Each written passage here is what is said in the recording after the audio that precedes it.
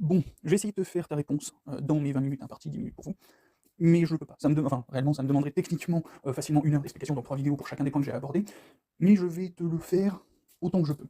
Pour ça, je vais devoir parler d'un autre point.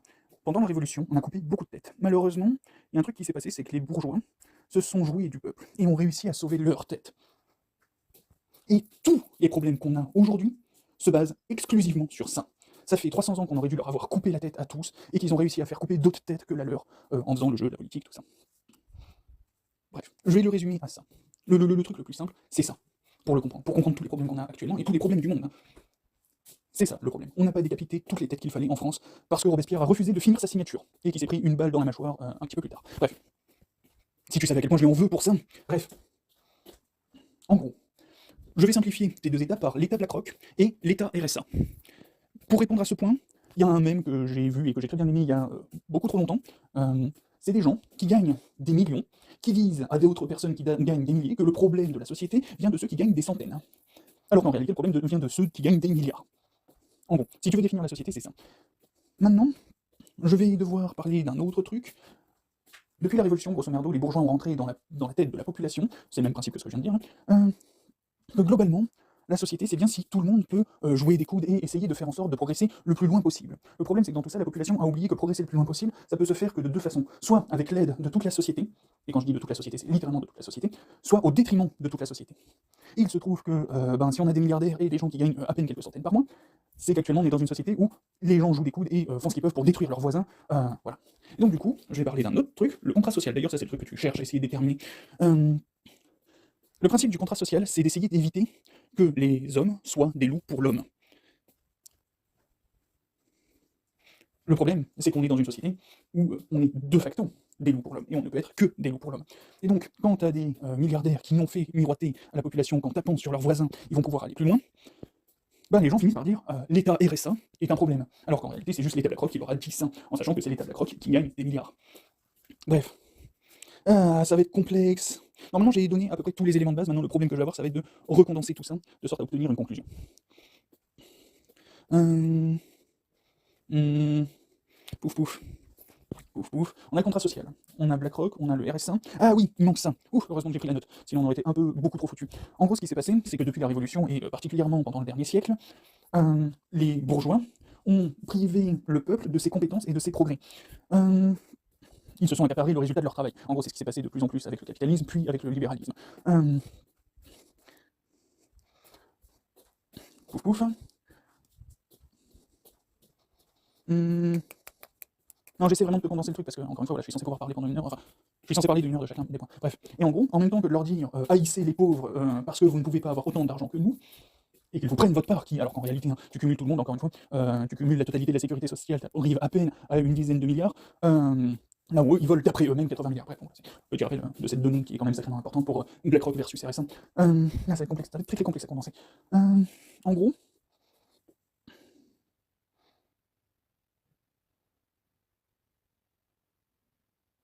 ouais. En gros, ce qui s'est passé, c'est que notamment avec la Révolution, là, je vais prendre particulièrement le cas. En gros, je vais traiter le sujet professionnel, producteur, dans ton langage, versus scientifique. En gros, actuellement, tu prends un agriculteur, c'est pas une personne, je le dis pas au détriment des agriculteurs, c'est navrant que ce soit le cas. Avec la révolution industrielle, tu as des bourgeois qui sont venus avec leur agent orange qu'ils ont appelé Roundup et leurs graines qui sont elles seules capables de résister à leurs pesticides à la con, et ils leur ont dit tiens, prends ce tracteur plutôt que tes bœufs, ton tracteur te permettra d'aller beaucoup plus loin, d'en faire beaucoup plus, alors qu'en réalité, la seule chose dont on avait besoin, c'est juste plus d'agriculteurs. Et encore que, on se débrouillait très bien, et en gros, ce qu'ils ont fait, c'est qu'ils ont remplacé le bœuf, ou le cheval de trait, par des tracteurs, des pesticides et des graines qui sont capables, alors des pesticides, des graines qui sont capables de résister à ces pesticides et des engrais. Alors qu'en réalité, juste avec un bœuf ou un cheval de trait, tu as largement ce qu'il faut. En gros, avec les bœufs, tu as l'engrais, tu as le tracteur, et si tu traites l'urine ou que tu traites ton urine, tu as le pesticide. L'ammoniac est très efficace pour dégager la plupart des insectes. En gros, et fais macérer de la pisse pendant quelques temps, et voilà, tu obtiendras un truc suffisamment efficace en termes de pesticides. Ça demande juste de nettoyer un petit peu tes légumes et tes trucs quand tu les récoltes, mais globalement, voilà. Et donc, du coup, la seule chose, on a fait croire à des agriculteurs, prends ton tracteur, prends mes graines, prends mes pesticides et prends mes trucs, et actuellement, un agriculteur, ce n'est plus que ça.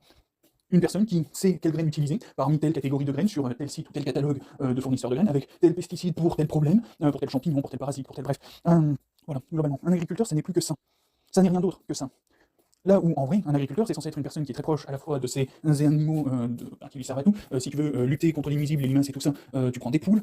Si tu veux, bref, bon, voilà, normalement, tu es censé avoir ta batterie d'élevage. Je dis batterie, mais bref, tu as toute ta panoplie d'animaux d'élevage qui sont censés être là pour t'aider dans ton agriculture. Agriculture qui permet, en leur donnant les restes, de les nourrir. Et donc, du coup, en faisant ça, tu vois, tu crées un écosystème, tu recrées un écosystème dont tu es l'architecte. Le truc, c'est qu'actuellement, avec la science, on a la connaissance pour savoir très exactement quel type de plante on peut utiliser pour tel sol, il faut utiliser pour tel sol en fonction de la plante, en fonction de si t'es en pleine, en fonction de si le sol est acide ou basique, en fonction de si c'est plutôt argileux, plutôt sableux. En gros, juste avec la science, on est en mesure de savoir quelle espèce on a besoin d'introduire, à la fois végétale et animale, et on peut déterminer ça et d'augmenter littéralement la production, enfin d'optimiser la production à son maximum réel, on va dire, à son maximum naturel, en sachant que, je vais mettre un spoiler, on peut booster temporairement, et c'est ce qu'on a fait là, pendant à peu près un siècle, 50 à 100 ans, on peut booster temporairement en augmentant la vitesse de croissance des plantes, mais la seule chose qu'on fait, c'est qu'on augmente les nutriments puisés dans un sol, en sachant que ces nutriments doivent être réimplantés et qu'ils ne sont pas réimplantés. S'ils ne sont réimplantés que par 2-3 poudres ou 2-3 conneries que tu rajoutes comme ça, par les engrais chimiques, le sol n'a pas le temps de les assimiler, le sol se détruit et à la prochaine pluie, un peu trop massif, tu as une coulée de boue qui t'embarque la moitié de ton terrain, la moitié du sol de ton terrain, et 2-3 fois plus tard, c'est ce qui s'est passé en Espagne, 2-3 étapes comme ça plus tard, tu te retrouves avec la roche à nu et ton sol inexistant. Bref, actuellement, mettre les professionnels producteurs au centre de ton truc, alors ils doivent être un des éléments centraux du truc, mais le vrai élément central actuellement, ce serait une science débarrassée d'Elsevier et compagnie, une science rendue complètement open source. En gros, la science SciPub. Voilà, c'est... En gros, la science SciPub. Débarrassée de Elsevier. Bref, du coup, pour ton producteur slash professionnel, parce qu'en vrai c'est le cas pour absolument tout, pour ton producteur versus professionnel, enfin producteur slash professionnel versus scientifique, ce qu'il faut ce sont des scientifiques en premier lieu. D'ailleurs à ce sujet, pour ceux qui sont en mode oui, faut qu'on se retourne à la nature, tout ça, si on le fait sans les ordinateurs, on le fait sans la moindre chance de survivre. Je vais te l'expliquer comme ça, les ordinateurs nous ont fait gagner à minima des centaines de milliers d'années. Je vais te le dire autrement, Turing, alors que les Anglais ont suicidé à grands coups de cyanure, Turing a donné à l'humanité à minima des centaines de milliers d'années d'évolution. Et encore, c'est même pas dit qu'on puisse un jour compenser le fait de mettre des télescopes dans l'espace. C'est pas dit qu'un jour l'humanité puisse compenser ça. Et donc du coup, si on perd dans l'effondrement qui va venir, parce qu'il ne peut que venir, si on perd, si tu as du mal à comprendre le concept, regarde ce qui s'est passé avec le Covid, regarde ce qu'il y a dans le permafrost, et regarde ce qui va arriver au permafrost avec le réchauffement climatique. Le Covid, c'était mignon. Voilà. Le Covid, c'était littéralement moins qu'une grippe. Au niveau de ce qu'on se prendra une fois que le permafrost aura fondu, le Covid, c'était littéralement moins qu'une grippe. Et ça nous a mis à genoux. Ça a mis l'économie à genoux, il a fallu sortir de l'argent magique. Bref, voilà.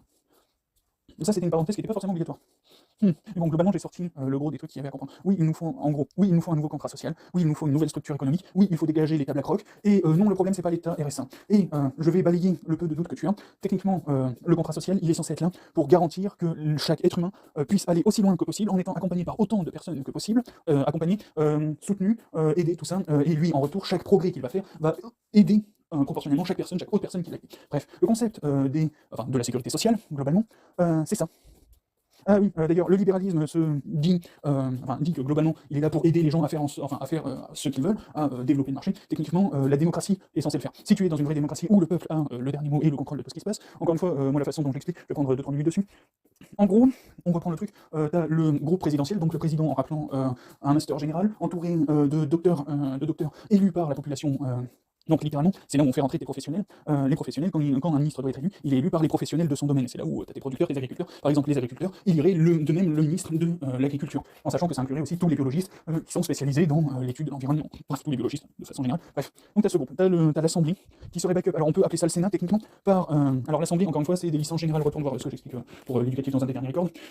T'as la licence, alors t'as des députés qui sont en licence générale, même nombre de députés approximatifs, qui sont backup par des sénateurs qui sont là aussi un équivalent alors, c'est un remplacement des sénateurs, mais c'est un conseil scientifique, en gros, où tu as 1 à 2 représentants pour chaque matière scientifique, chaque spécialité scientifique qui peut exister et qui peut être abordée dans un débat social. Et à côté de ça, tu as les assemblées populaires. Et les assemblées populaires, ça peut être un quartier qui va se regrouper pour traiter un problème local, ou quelque chose qui va être, ou tout le monde qui va se regrouper dans son assemblée populaire, toujours locale, mais pour traiter un sujet qui a été demandé par référendum citoyen, ou pour traiter d'un refus de projet de loi. En gros, ce qui va se passer, c'est que le président va avoir, par ses compétences et son entourage, la priorité sur, on va dire, environ 6 mois. Ah oui, petite notion, autour de la peine de mort pour les élus. Si un gouvernement dit je veux imposer cette loi contre l'avis de l'Assemblée, ça ne pourra pas passer l'avis du peuple. Et que cette loi finit par avoir des dégâts, des effets néfastes pour la population, des effets néfastes, on oublie ceux qui n'auraient pas pu être, on met de côté ceux qui n'auraient pas pu être contrés autrement, mais où ça aggrave la situation, peine de mort pour tout le gouvernement. De cette façon, quand tu as un ministre qui démissionne, c'est un ministre qui dit moi j'ai pas envie de crever pour vos conneries, je me casse. Et là du coup le message est passé. Bref. En gros, voilà, t'as un contrôle final, j'ai plus que quelques secondes, bref, t'as un contrôle final qui revient au peuple. Quoi qu'il en soit, le président a le contrôle sur, les 6 premiers mois, l'Assemblée a le contrôle sur les prochaines années, et le peuple a le contrôle définitif. Et si le peuple veut réviser quelque chose, le peuple révise ce qu'il a à réviser. Bref, globalement, salut, je pense que j'ai fait suffisamment de trucs pour répondre à ton truc.